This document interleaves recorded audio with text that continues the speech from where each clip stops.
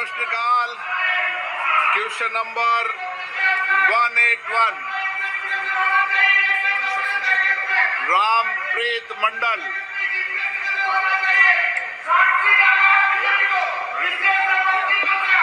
माननीय मंत्री महोदय, माननीय वित्त मंत्री जी, एक विवरण सभा पटल पर रखिए। माननीय सदस्य। अध्यक्ष महोदय, हम सभी जानते हैं कि भारत एक कृषि प्रधान देश है और महोदय जिस राज्य से मैं आता हूं, बिहार से, वहाँ भी नदियों में बाढ़ और सुखाड़ से जो जमीन बच जाता है, अधिकतर किसान उसमें खेती ही करते हैं। इसीलिए महोदय आपके माध्यम से मैं माननीय मंत्री जी से जानना चाहता हूं कि खेती किसानों को सही मायने में बैंकों के जरिए बढ़ावा मिले, इसके लिए सरकार का क्या प्रयास है? माननीय वित्त मंत्री जी। माननीय अध्यक्ष जी,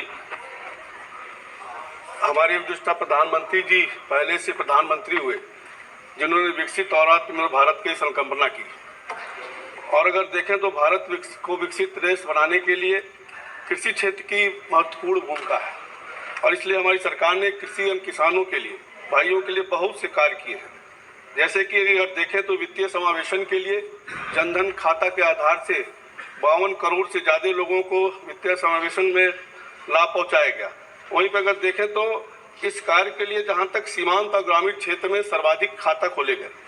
2014 में जहां पर बैंक की शाखाएं जहां केवल 41,000 हुआ करती थी, आम जन तक बैंक की सुविधा पहुंचे, उसके लिए 10 साल में हम लोगों ने 54,000 बैंक शाखा खोलने का काम किया। वहीं पर बैंकिंग करस्पेंडेंट का जहां तक सवाल है, जहां 2014 में केवल 4 लाख करस्पेंडेंट होते थे, 2024 में इसको हम लोग बढ़ाकर 11 लाख करस्पेंडेंट कराने का काम किया है। हमारी सरकार ने सुनिश्चित प्रयास किया है कि देश में बैंकिंग सुविधा के लिए 5 किलोमीटर के दायरे में सबको वो सुविधा प्राप्त हो, ऐसा हमारा, ताकि दूर से दूर के लोगों को, ग्रामीणों को फायदा हो सके। और इन सब का ही नतीजा रहा है कि अगर आप देखें तो जहां तक किसान क्रेडिट कार्ड का सवाल है कि 2014 में जहां 4.26 लाख करोड़ का किसान क्रेडिट दिया जाता था, वहीं 2024 में 9.82 लाख करोड़ किसानों का किसान क्रेडिट से दिया जा रहा है। एसएसजी बैंक लिंकिंग जहां 74.3 लाख था, 144.21 लाख कर दिया गया है। रूरल डेवलपमेंट में जहां पर 1.28 लाख करोड़ दिया जाता था, वहां पर 4,19 लाख करोड़ रुपया हमारी सरकार देने का काम कर रही है। उसी तरीके से छोटी लोन कोऑपरेटिव के माध्यम से लेने के लिए जहां 54,037 करोड़ रुपये का प्रावधान था, अब हमारे सरकार ने 5.56 लाख करोड़ रुपया करने का काम किया है। कुल मिलाकर अगर देखें तो ग्राउंड लेवल क्रेडिट जो गांव में दिया जाता था 2014 तक 7.3 लाख करोड़ रुपया दिया जाता था, आज वो बढ़ करके 2024 में 25.46 लाख करोड़ कर दिया गया है। कहीं ना कहीं गांव में लोगों को सुविधा भी है, उससे लोग लाभ उठा पावे, इसका सरकार हमेशा प्रयास कर रही है। माननीय सदस्य सप्लीमेंट्री पूछना चाहते हैं? सर, अध्यक्ष महोदय, आज की स्थिति में यह बहुत आवश्यक है कि हमारी युवा जनसंख्या को आर्थिक रूप से सशक्त बनाया जाए। मैं चाहता हूं कि माननीय मंत्री जी इस संबंध में बताने की कृपा करें कि युवाओं को आर्थिक रूप से मजबूत करने के लिए सरकार क्या प्रयास कर रही है। धन्यवाद। माननीय अध्यक्ष जी, जहां तक युवाओं का सवाल है, अगर देखें तो मैंने पहले भी कहा कि बैंक के माध्यम से 52 करोड़ खाता खोला गया, इसमें सर्वाधिक युवा सम्मिलित हैं और पिछले 10 सालों में 70,000 बैंक शाखाओं का हम लोगों ने निर्माण किया। और जहां तक इनके अलावा हमारी सरकार ने युवाओं के लिए विशेष योजनाएं शुरू की, जैसे कि इंटर्नशिप जो इस बजट में भी घोषणा हुआ है, stand up India, startups India, शिक्षा पर लोन सहित पीएम विश्वकर्मा, पीएम स्वनिधि, और साथ ही साथ अगर देखें मुद्रा लोन खासतौर से कि नौजवानों को कैसे हम स्वरोजगार दे सके, उसके तहत 49 करोड़ लोगों को करीब 30 लाख करोड़ का लोन देने का काम हमारी सरकार ने किया है। 2024-25 के बजट में अगर देखें तो मुद्रा लोन को 10 लाख से बढ़ाकर उसकी सीमा 20 लाख किया गया है। इससे कहीं ना कहीं नौजवानों को लाभ होगा। ये डाइनिंग टेबल किसी दरबार से कम नहीं होता है। संतरी होते हैं, मंत्री होते हैं और होता है सरताज। आशीर्वाद सिलेक्ट आटा से बनी रोटी एमपी के खास शरबती गेहूं से बनता है आशीर्वाद select. Shrimati Mahua Moitra. Thank you sir. I'd like to ask the Minister through you. Sir, I come from a rural area of Krishnanagar in West Bengal and has 7 very rural constituencies bordering Bangladesh. Most of the people are involved in agriculture and their access to credit is through the nationalized banks. Unfortunately, whenever our farmers and small entrepreneurs go to the national banks, their loans take an inordinate amount of time to get processed. Sir, if there was any notification from your ministry to the nationalized banks to set an outer limit to either say yes or no to the loan, so say 30 days or 45 days, so farmers and small entrepreneurs are not kept waiting for 90 days and then told that their loan is not approved due to lack of documentation. If you can set an outer limit that they must process by 30 days or 35 days and say yes or no. Thank you, sir. अध्यक्ष महोदय, जहाँ तक bank के व्यवसायिक आधार पर सेवाएं प्रदान करते हैं, उन्हें ऋण देने का आंतरिक जांच पड़ताल करने की स्वीकृति देते हैं। और अगर देखें तो बैंक में व्यवस्था बनाई गई है कि शिकायतों के निवारण के 3 स्तर पर किया जाता है कि सभी बैंक शाखाओं में शिकायत निवारण अधिकारी हैं। उच्च अधिकारी के संपर्क करने का विवरण अनिवार्य रूप से प्रदर्शित होता है। बैंकों के स्तर पर विभिन्न उच्च अधिकारी द्वारा शिकायत का निवारण होता है।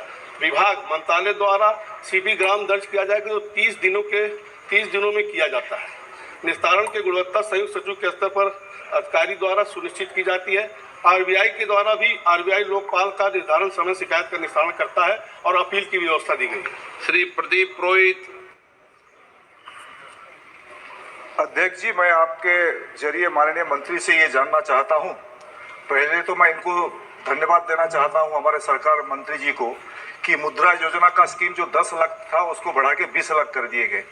दूसरा बात यह है कि हमारा जो क्षेत्र है काफ़ी ग्रामांचल में एसबीआई बैंक के ज़्यादा शाखा है, लेकिन जो मुद्रा ऋण का बात होता है, मुद्रा ऋण लेने जाते हैं और जो अधिकारी लोग हैं वो खुद को समझ लेते हैं वो मालिक बन गए हैं और काफ़ी लोग उसमें निराश होते हैं। कोई टारगेट जो फिक्स करता है सेंट्रल गवर्नमेंट, वो बैंक को टारगेट देगा, इतना टारगेट से लोन देगा, ये ऐसा एक निष्पत्ति केंद्र सरकार लेंगे क्या?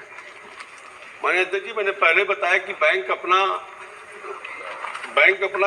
कहीं ना कहीं व्यवसाय के आधार पर सेवा प्रदान करता है और उसके लिए कहीं ना कहीं सभी बैंक उसमें उपलब्ध है, कहीं भी वो जा सकते हैं। Question number 182 Shri Anil Yashwant Desai.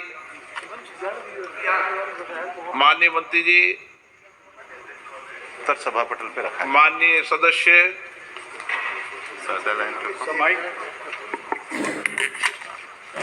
Thank you, Chairman, sir. I would like to ask the Honorable Minister, through you, sir, that this incidents which have taken place, that national bird, peacock, we found that that's a loss and kind of things which have happened, and investigations and inspections were conducted by the government agency and government, that the major cause was shown as a heat stroke. May I know from the Honorable Minister what preventive steps are being taken, because whatever reasons are given, that since the birds were on the tarmac or on concrete surfaces, that was the reason where they could not find water or anything. So what steps are being taken by the government to prevent this kind of thing? It's a national bird. माननीय अध्यक्ष महोदय, माननीय सदस्य ने जिस संवेदना के साथ मोर के मृत्यु के विषय में प्रश्न उठाया है, यह महत्वपूर्ण है क्योंकि केवल राष्ट्रीय पक्षी मोर हमारे मन में इतना समाया हुआ है कि पार्लियामेंट में भी ऊपर अगर अपन देखेंगे जो इसका नया स्थापत्य है उसमें भी मोर को चिन्हित किया है। जहाँ तक गर्मी के समय में जो हमारे 27 मोर की जो डेथ हुई थी, जैसे ही उनकी डेथ हुई तो हमको एक आशंका थी कि ये जो पक्षियों में संक्रमण आता है वो संक्रमण तो नहीं है, और इसके लिए हमने उनका पोस्टमार्टम कराया। पोस्टमार्टम कराने के बाद इसका जो विसरा है उसकी जांच के लिए बरेली और भोपाल भी भेजा गया, तो इस प्रकार का संक्रमण नहीं माना गया। उसका जो मेन रीज़न है वो इनके गर्मी के स्ट्रोक के कारण हुआ है। देश में मोर के संरक्षण के लिए हमने 2 सेंचुरीज को भी डिक्लेयर किया है। उसमें एक जो कर्नाटका का है आदि चुंचुलगिरी, और दूसरा जो सेंचुरी है वो भी साउथ में कोलानूर में हमने सेंचुरी को किया है, लेकिन इसके संरक्षण के लिए समय समय पर एडवाइजरी हमारे द्वारा निकाली जाती है और जो विशेष रूप से इनके संरक्षित क्षेत्र हैं उन सेंचुरी के भी प्रोटेक्शन का हम कार्य कर रहे हैं। Honourable member. Thank you. My second supplementary is, sir, may I know from the Honorable Minister that the cause of, the basic cause is global warming. It leads to climate change, and this is one of the reasons why what we see. Now, my question to the Minister is whether any consultation is in place with the international bodies, because this is happening globally all over. And since we are engaged into getting wherever needed that emerging economy like India, going for technology expertise to get from the other countries in various areas to see that we can make progress. In this very world, that biodiversity, wildlife conservation, what are the steps being taken internationally? Have you consulted or engaged any agency, and what steps are being taken so that what sanctuaries we are being evolved and what they are being developed, it should be in a proper way. Otherwise, these kind of things which have been reported, these kind of accidental deaths which have been reported, the big numbers are there and which are not reported. Thank you. माननीय अध्यक्ष महोदय, माननीय सदस्य ने मोर के विशेष संदर्भ के रूप में ये प्रश्न पूछा है। मैं उनको ये कहना चाहता हूँ कि पूरी दुनिया में 3 किस्म के जो ये पक्षी है पाया जाता है, उसमें ये जो हमारे देश में पाया जाता है ये इंडियन जो मोर है, ये विशेष रूप से इंडिया, बांग्लादेश, भूटान, नेपाल, पाकिस्तान और श्रीलंका में पाया जाता है। दूसरा जो ग्रीन पीफॉल है वो कंबोडिया, चाइना, इंडोनेशिया और एशिया के बाकी भागों में पाया जाता है। और तीसरा जो पक्षी है पूरे दुनिया में वो कांगो पॉफुल है, वो रिपब्लिक ऑफ कांगो में पाया जाता है। जहाँ तक IUCN की रिपोर्ट है और अंतर्राष्ट्रीय रिपोर्ट है, उसमें जो भारत में जो मोर पाया जाता है ये सबसे ज़्यादा सुरक्षित है। और जो बाकी के कंबोडिया, चाइना में जो मैंने ग्रीन मोर जो पाया जाता है उसको खतरा है, और सबसे ज़्यादा जो थ्रेटन्ड है वो कांगो वाले जो पिकॉक है उसको खतरा है। हमने इसको वाइल्ड लाइफ स्पीशीज़ में शेड्यूल 1 के अंतर्गत भी रखा है। और जो माननीय सदस्य ने कहा है कि केवल एक पक्षी से नहीं है, कंप्लीट जो बायोडाइवर्सिटी का सर्कल है उसको अगर प्रोटेक्शन देते हैं तो सभी पक्षियों की रक्षा होती है। माननीय अध्यक्ष महोदय, मैं पुनः आपके सम्मुख दोहराना चाहता हूं कि इसको लेकर के सरकार भी संवेदनशील है और माननीय प्रधानमंत्री जी ने जो एक पेड़ माँ के नाम अभियान दिया वो इसीलिए दिया है कि पशु पक्षियों के लिए भी ये पेड़ काम आते हैं। और मैंने सभी सांसदों को पत्र लिखा है, निश्चित रूप से सब मिलकर के करेंगे तो इसका हम समाधान भी करेंगे। श्रीमती हेमा मालिनी। धन्यवाद अध्यक्ष जी। जैसे कि हम सब जानते हैं कि भारत बायोडाइवर्सिटी के मामले में रिच और लीडिंग कंट्री है, लेकिन ये भी सच है कि कई पशु पक्षियों पर एक्सटिंक्ट होने का खतरा मंडरा रहा है। गंभीर खतरे और अन्य विलुप्त पशु पक्षियों की रक्षा करने के लिए सरकार कई योजनाएं, पॉलिसीज लाई है, लेकिन सफलता नहीं पा रही है। मेरा माननीय मंत्री से यही सवाल है कि भारत में राष्ट्रीय पक्षी मोर सहित कई पक्षियों की आबादी बहुत तेजी से घट रही है और पक्षी की कई स्पीसीज पर संकट खड़ा हो रहा है। यहाँ तक कि मथुरा जो भगवान श्री कृष्ण की नगरी है वहाँ पर भी मोर बहुत कम नजर आने लगे हैं। इस स्थिति को देखते हुए सरकार ने ड्यूरिंग द रिसेंट ईयर्स क्या क्या विशेष कदम उठाए हैं और वो सकारात्मक परिणाम सामने आए हैं क्या?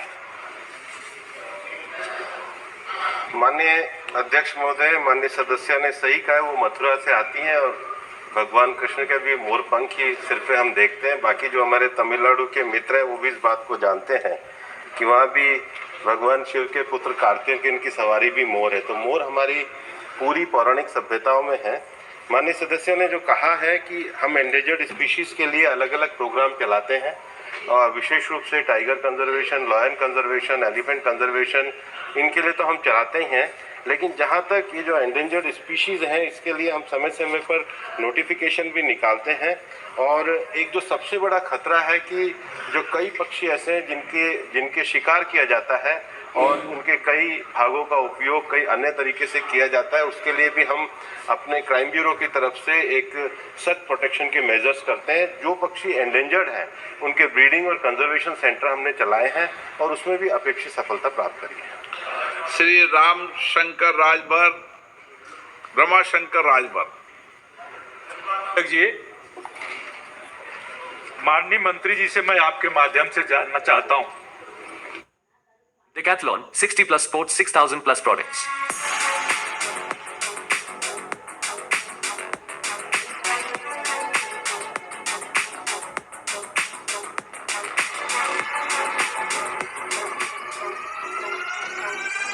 Decathlon. Visit the store or download the app.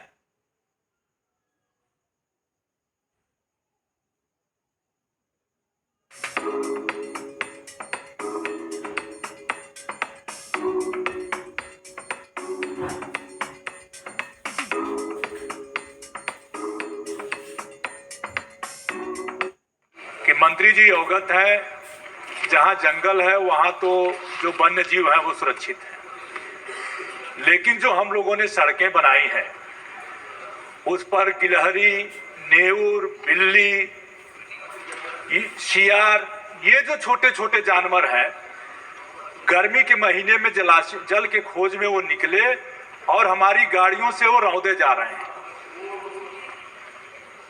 प्रतिदिन किसी न किसी सड़कों पर हमारे सांसद देखे होंगे कि ये जीव मर रहे हैं।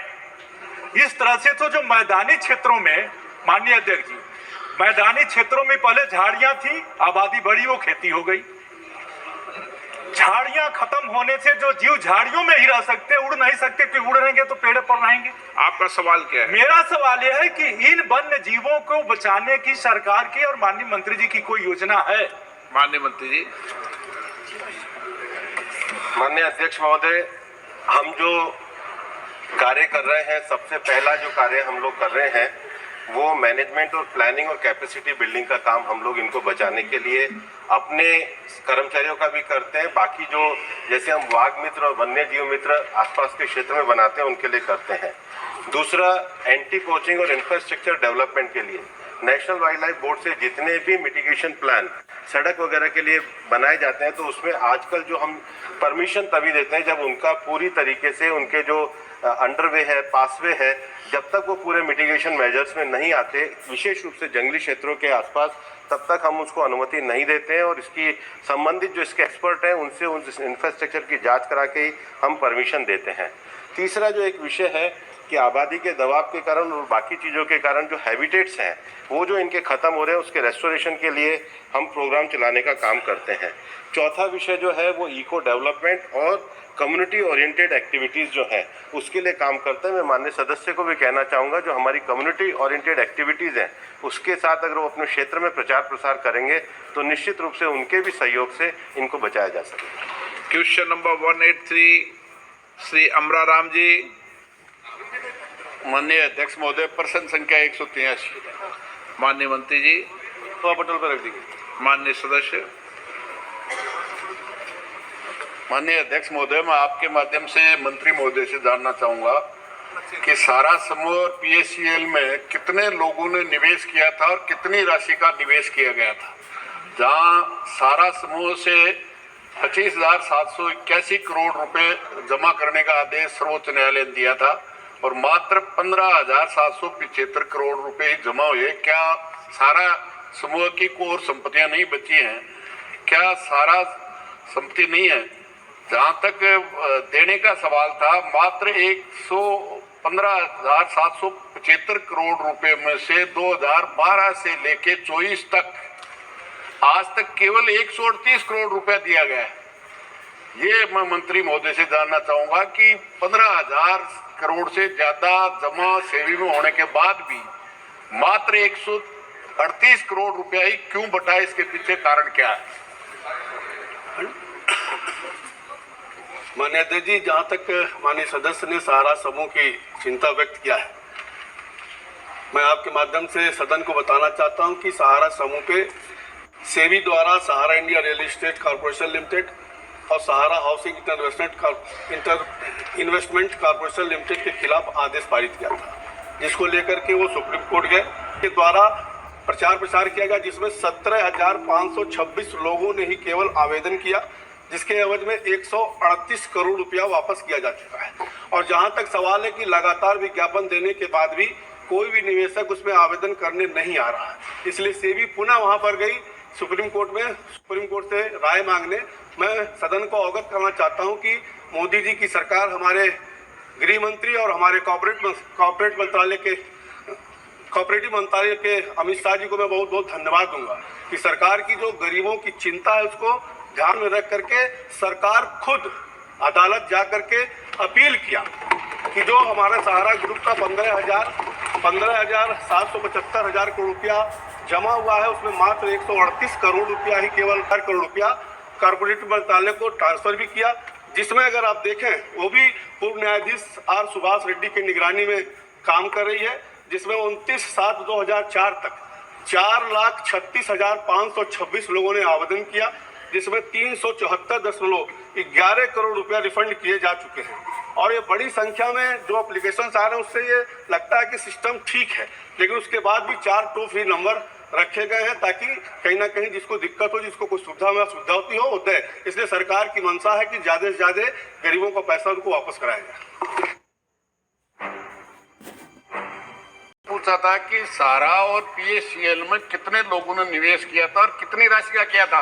मंत्री जी सरकार को धन्यवाद दे रहे, मैं धन्यवाद के लिए नहीं, प्रश्न मैंने पूछा कितने राशि निवेश की और कितने लोगों ने दोनों कंपनियों में की थी। सवाल ये पूछा, इसका उत्तर नहीं दे रहे मंत्री महोदय। जहां तक मैं समझता हूँ सेबी सरकार की आप पीठ थपथपा रहे हैं।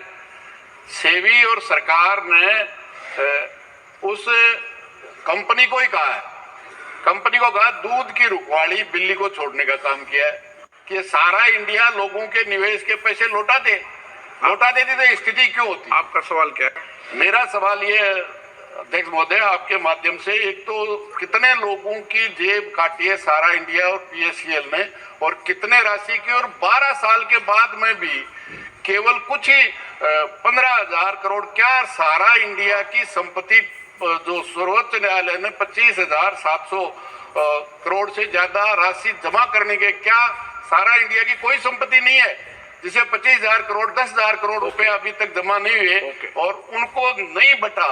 12 साल के बाद में भी केवल 138 करोड़, जो 15,000 करोड़ में से 138 करोड़, इससे ज्यादा और सरकार की विफलता और क्या होगी। माननीय मंत्री जी। Sir, MOS Pankaj Chaudhary tried to give the details. I just want to put the entire Sahara matter before this honorable house in all its dimensions. If you will indulge me a bit more time, I'll be able to, I'm not taking too much time, but I'd like to put it into 3 different categories. That which comes under the SEBI's regulations. Now, first of all, everything to do with Sahara is being monitored by the Supreme Court. There are some which come under the regulator SEBI. There are some which are being dealt with by the Ministry of Cooperation. So I want to be clear when I convey this thought that everything is being monitored by Supreme Court. MOS was right in saying those which come under the SEBI are actually 3 entities of the Sahara. Sahara India Real Estate Corporation Limited, Sahara Housing Investment Corporation Limited, and Sahara India Commercial. Now, the Supreme Court order of 2012 does say the estimated amount is 25,781.37 crores. But estimated number of the investors or depositors also estimated again at 3.07 crores. MOS rightly said that in spite of the attempts made by the SEBI advertising in 2013, advertising in 2014, and again in 2018 saying on 2nd July that this is the last time, please, whoever wants to claim, come over. 3 publicly announced attempts to get people to come and claim the amount so that the dispersal can happen. And this entire effort is being monitored by retired Justice B.N. Agarwal, retired Justice from the Supreme Court. So in this matter, sir, the monies which are being given are being given after scrutiny of the applications. Number of claims, sir, 19,650 claims came, of which the Justice B.N. Agarwal committee, looking at its eligibility and everything, 17,256 claims only could be entertained, and that resulted in only 138.07 as the amount which is being claimed, which is given. Yes, we are talking of a 25,000 crore estimated amount, but claimants are only this many. So repeated attempts by the Supreme Court to go for advertisements are not yielding results in this particular SEBI-related 3-company case. Sir, in general, the honorable member asked, are there no properties of the SEBI which cannot be, auctioned out and money paid? Yes, of Sahara, which SEBI can auction and reclaim the money. First of all, sir, yes, there are 8. Sorry. Sir, 18. Sir, first of all, the 25,781 crore is not fully distributed. That is one thing. Second, Sahara India Commercial, sir, 18 properties have been attached. The matter is being, I'm dealing with all the SEBI related matters, and I'm saying, yes, 18 properties are there. And now, even if auction, the money will only go to that pool which is yet waiting to get distributed. So that is one aspect we have to keep in mind. The second, sir, is the one which, after the cooperative ministry has been formed, Ministry of Cooperation has been formed, then the government approached and Honorable Supreme Court gave an order that some amount from the SEBI, that amount which is sitting in SEBI, some of them can be given to Ministry of Cooperation, which can then get distributed for the cooperatives related. There are 4 cooperatives of the SEBI, of the Sahara. Sahara Credit Cooperative Society, which is registered in Lucknow. Hamara India Credit Cooperative Society Limited, which is registered in Kolkata. Sahara Universal Multipurpose Society, registered in Bhopal. So, and then Sahara Stars Multipurpose Cooperative Society, registered in Hyderabad. For all of them put together, the total estimated amount is 86,673. All right. For all the 4, sir, Justice R. Subhash Reddy, retired judge, is looking at it, along with amicus curiae Gaurav Agarwal ji, along with the Central Registrar of Cooperative Society, who is sitting as a joint secretary in the Ministry, 174 crores released to 4.36 lakh depositors, with 1.27 lakh depositors whose claims are only up to 10,000 rupees. Only 10,000 rupees or below, people have already been given whatever their claim is, 10,000, 8,000, 9,000, whatever the individual claim is.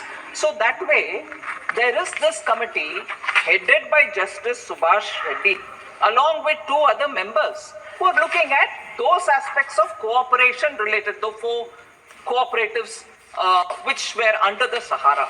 And the final, sir, the Pearl Agro Corporation Limited, which is also linked to Sahara, here, sir, 49,000 crores is what is the estimated amount which will eventually have to be distributed. Now, how many estimated number of, the honorable member kept asking, what is the number of claimants? What is the amount? We are giving you that. They're all estimated numbers. I don't know if there'll be more or less. Estimated number for this one institution, Pearl Agro Corporate Limited, is 5.8 crore estimated number of investors.